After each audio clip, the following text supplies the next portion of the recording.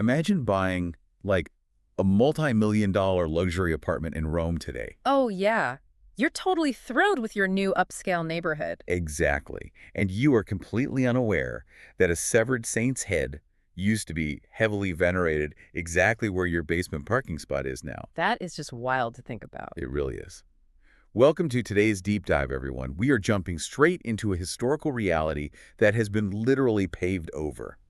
Our mission today is to uncover the hidden and honestly almost entirely erased history of two ancient martyrs for you, Saints John and Festus. And we have an incredibly diverse stack of sources guiding our investigation today. We are pulling from historical Wikipedia articles, the Catholic Encyclopedia, and highly specialized local Roman topographical wikis like Roma 2 Pass and the Churches of Rome wiki. Right, and even the official foundational liturgical texts of the Martyrologium Romanum. Synthesizing these gives us a window into a world that technically no longer exists. That is the ultimate irony of this deep dive, the thing that absolutely hooked me right from the start. Because we are talking about a massive, heavily visited 4th century underground basilica. Exactly, a place that housed an anatomical relic, Yeah. attracted elite Roman burials, and was a major stop for ancient tourists. Yet today, it is lost. It is Yeah. sitting somewhere beneath modern luxury real estate in Rome. And the memory of the people buried there is kept alive essentially by monks quietly reading a book. It is the starkest possible collision of ancient devotion and modern urban sprawl. To understand how something so monumental vanishes, we first need to understand the baseline history of who was buried there, right? Exactly. We are looking at Saints John and Festus, two early Christian martyrs who share a specific liturgical date on the calendar, June 24. I'm looking at that date, June 24th, and it rings a massive bell. That is the Feast of the Nativity of John the Baptist, isn't it? It is, yeah, a colossal celebration in the Catholic calendar. Right, so because June 24th is this massive feast, our local Roman martyrs are, like, heavily overshadowed. Yeah, in a normal historical scenario, local figures sharing a date with a universal titan simply fade from memory. They just get swallowed up by the larger celebration. Exactly. But they survive because of the strict rubrics of the Martyrologium Romanum, the official liturgical book of the Church. Okay. The rule governing this book requires the text to be read a day in advance during the divine office. Okay, let's unpack this. The divine office, I know that refers to the daily cycle of prayers, usually sung by monks and nuns at specific hours of the day. Right. So because the text is read the day before, John and Festus are actually proclaimed on the evening of June 23. Are they basically serving as the opening act, framing the cycle of prayer leading into the big feast? What's fascinating here is that the Roman martyrology's strict structural consistency is the very reason they weren't completely forgotten by history. Wow. Yeah, the Church's administrative memory is remarkably stubborn. In monasteries, as dusk falls on June 23, the monks gather in the choir stalls and read the names of the martyrs for the following day. And that quiet recitation acts as an anchor. Exactly. And the entry tells us that St. John was a Roman priest martyred during the pagan revival under the Emperor Julian the Apostate, right around 361 to 363 AD. I remember the name Julian the Apostate from history, but help me out here. Wasn't he the emperor who tried to roll back the clock and undo everything his uncle Constantine did to legalize Christianity? He was, yeah. Julian was a highly educated philosopher emperor who viewed Christianity as a corrosive force. Like, he really thought it was weakening traditional Roman values. Wow, so he wasn't just indifferent. Right, he didn't just passively dislike the new religion. He actively tried to reinstate the old Roman pantheon. And our St. John got caught up in that. He did. And he didn't just die quietly in a prison cell during this period either. The sources indicate he was executed by beheading directly in front of an image of the sun, Sol Invictus. Executing someone in front of an image of the sun god feels incredibly calculated. It sounds less like a standard criminal punishment and more like, I don't know, a theatrical public demonstration of power. Oh, it absolutely was. It was a highly symbolic clash of theological worldviews played out in blood. Right. The state was demanding reverence to the solar deity, and the Christian priest refused. So where does Festus come in? Well, alongside John in the early liturgies is his loyal companion, St. Festus. Okay. But Festus is a complex figure for historians because he lacks a surviving, independent, detailed text of his martyrdom. Like what scholars call a passio. Exactly. However, early pilgrim directories firmly place his burial alongside John on the ancient trackway known as the Via Salaria Antica. Before we go tracking down their burial site, I have to admit something. When I first started looking into the sources for this deep dive, I searched for St. Festus and immediately found a guy buried in the Catacombs of San Gennaro. But that's in Naples. Oh, yeah, that is a very common hagiographical trap. Oh, really? Yeah, that Neapolitan Festus was a deacon martyred with St. Januarius earlier in the 4th century. The Festus we are investigating is a distinct Roman martyr whose trajectory belongs entirely to the suburban landscape of Rome. Ah, I see. So we have John, the beheaded priest, and Festus, his loyal companion. This brings up a massive question for me. Yeah. When John was publicly beheaded, what actually happened to his remains? Because Roman law was notoriously strict about leaving dead bodies intact and buried outside the city walls. Right, and this is where the physical reality of martyrdom completely intersects with and permanently alters early Christian architecture. Okay. The traditional Roman cultural taboo against mutilating a corpse or interacting with human remains at all was discarded by early Christians when it came to martyrs. Because the physical body of a martyr was seen as a touchstone of the divine. Exactly. For them, the physical body of a martyr was holy. So when John was executed, his body was not kept intact. It was physically divided. Wait, really? Uh-huh. His followers intentionally separated his severed head from the rest of his body. They did, yeah. I assume one piece became more important than the other. It reminds me of modern celebrity culture, honestly, where one specific item or location becomes the star attraction, drawing all the focus. That is a perfect analogy. His severed head was enshrined in a specially constructed underground basilica within the catacombs. Wow. Meanwhile, the rest of his body was deposited in the deeper loculi. You know, the standard wall cavities of the adjacent galleries. So the head really was the star attraction. Oh, absolutely. The head became the absolute focal point, totally changing the architecture of the space. Yeah. It dictated the spatial planning of the entire cemetery. They carved out a subterranean basilical chamber just for the head. That explains the topographical title the catacomb gained. Comaterium ad caput sancti Ioannis? The cemetery at the head of St. John. Exactly. The devotion required to excavate a basilica underground with hand tools is just staggering. I can't even imagine. The martyrology credits a priest named Concordius with the perilous task of burying John's body. And the reverence of that early community is preserved in the liturgical collect, the formal prayer of the day for John and Festus. I actually read that prayer in the sources. It asks for their intercession for unity and spiritual strength during times of tribulation, right? Yes, it does. And it remembers them as humble servants who found peace in solitude and prayer. It's such a quiet, grounding prayer for a man whose death was so violently public. The contrast between the violence of their end and the peace of their veneration is profound.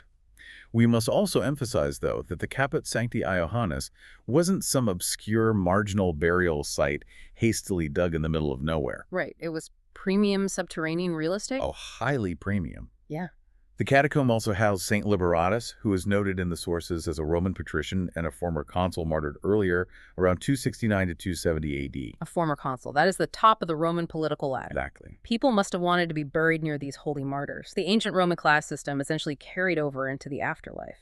So if this was such an elite site, drawing patrician burials and daily pilgrims, how did people actually navigate to it on the surface? Well, they traveled along the Via Salaria Antica. Okay. This was an ancient trackway that predates the city of Rome itself, actually. It was likely used by salt traders in the late Stone Age. Oh, wow, that old. Yeah. Today, this route corresponds to modern Rome's upscale Pinciano and Parioli quarters, specifically near Via Francesco Denza and Via Oriani. Right. And in the ancient pilgrim topographical lists, our catacomb was listed last, right after the catacombs of San Panfilo and San Termite. Here's where it gets really interesting. The names this place had on the surface. Yes. We already mentioned the cemetery at the head of St. John, but the historical records show pilgrims using these overlapping, highly unusual nicknames to find the entrance. Let's talk about the name Ad Clevum Cucumeris. Right, which translates directly to cucumber slope. The grammar of that Latin name blew my mind. Oh, so? Well, the sources point out that it translates to one single cucumber, cucumis, not a whole crop of cucumbers, which would be cucumerum.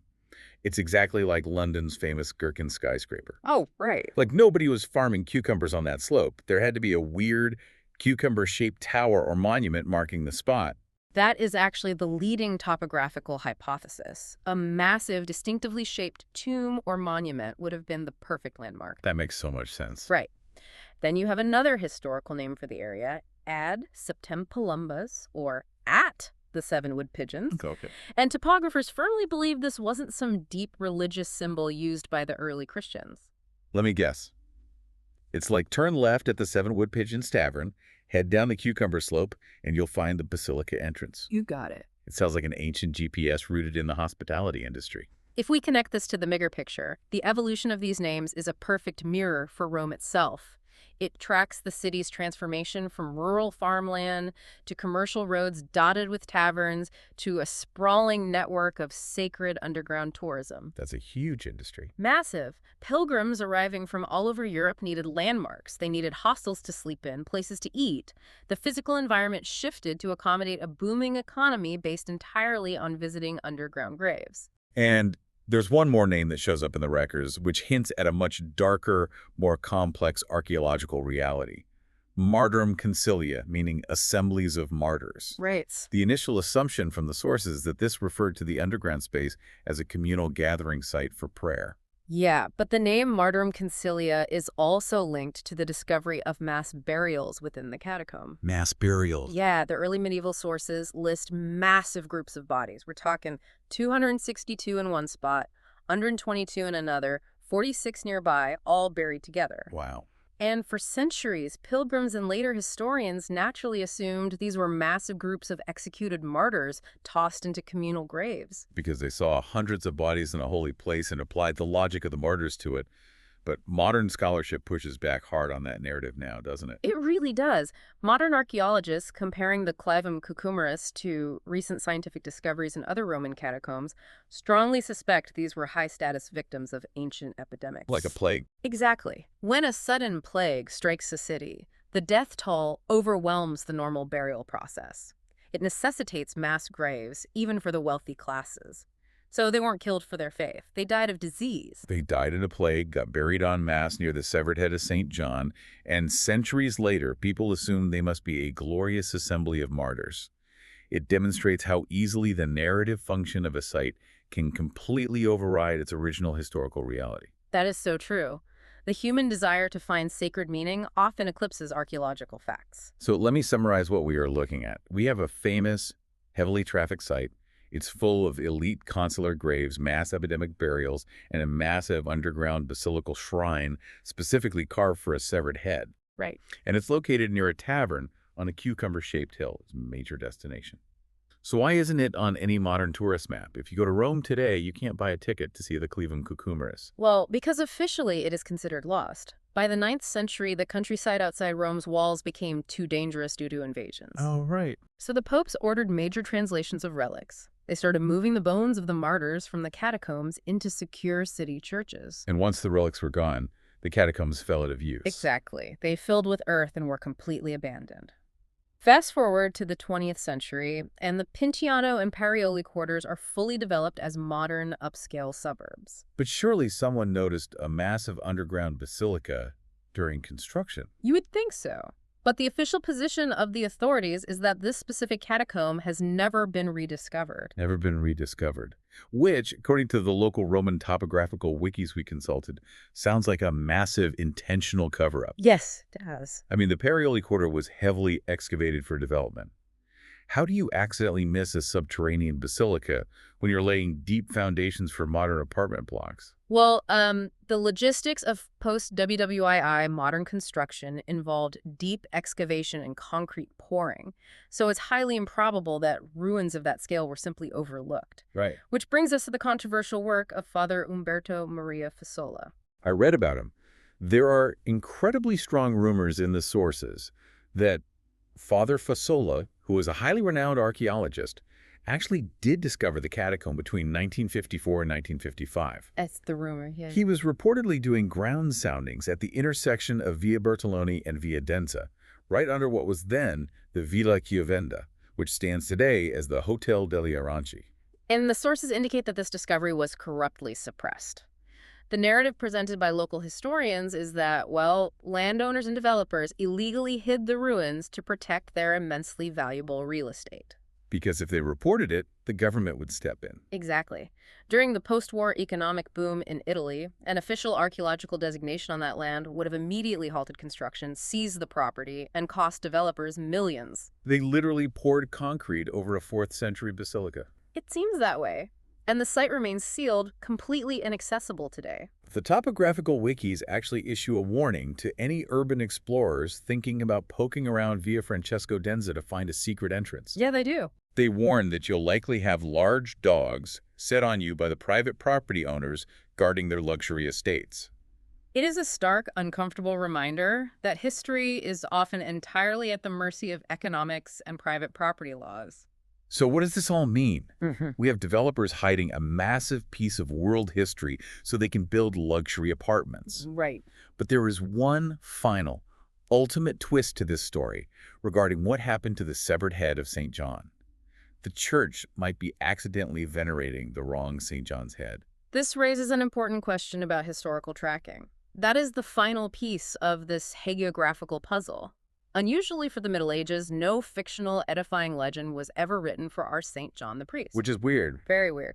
In the medieval period, if a saint didn't have a popular sensationalized story attached to them, their physical tracking often grew messy. So because there was no popular legend cementing his identity, no one bothered to record exactly what church his relics were moved to when the catacombs were abandoned in the 9th century. Exactly. They just lost track of the paper trail. But a relic that important, a severed head that dictated the architecture of an entire cemetery, wouldn't have just been left in the dirt to rot. Right, and scholars hold a very strong suspicion about its current whereabouts. Okay. They suspect that St. John's severed head was successfully moved into the city walls for protection and is currently being venerated in the famous church of San Silvestro in Capite. But wait, the Church of San Silvestro in Capite is globally famous for claiming to hold the head of St. John the Baptist. Exactly. The historical suspicion is that over the centuries, the severed head of St. John the Priest from the Clevum Cucumeris was mistakenly conflated with the much more famous St. John the Baptist. Wow. It makes logistical sense, especially since they share the exact same feast day period in the liturgical calendar in late June. That is absolutely mind-blowing. The local Roman priest who stood up to the Emperor Julian gets his physical identity completely absorbed by the universal saint who baptized Jesus. The sheer fragility of historical memory is astonishing. It really is. We trust the physical world to hold our history. We expect stone markers, basilicas, and city streets to anchor our memories. But the physical world is constantly being rewritten by those who own it, whether that is medieval church administrators relabeling a relic or 1950s developers pouring concrete over an ancient tomb. It's an incredible journey you've been on with us today. Think about the thread we've traced. We started with a Roman priest, beheaded under a pagan revival in the 4th century. Yeah. We followed his followers as they built an underground basilica specifically for his severed head. We mapped that basilica to a weirdly named tavern of 7 wood pigeons on a single cucumber slope. Right. And finally, we watched that entire sprawling history get swallowed up by a 1950s luxury hotel cover-up, leaving his head to be potentially worshipped under the wrong name entirely. History isn't always preserved in stone or earth. Sometimes the physical world entirely betrays the past. For Saints John and Festus, their only true surviving monument isn't made of marble or brick. It is a few lines of Latin text read quietly by monks in the fading light of June 23rd for the last 1,600 years. What monuments in our own lives are merely physical and waiting to be paved over, and what will only survive if someone stubbornly keeps telling this story? That is a haunting thought to leave on. Thank you so much for joining us on this deep dive into the hidden layers of Rome. The next time you walk down a city street, maybe take a second to wonder what or who might be resting quietly beneath your feet. Keep questioning the ground you walk on, and we will catch you on the next deep dive.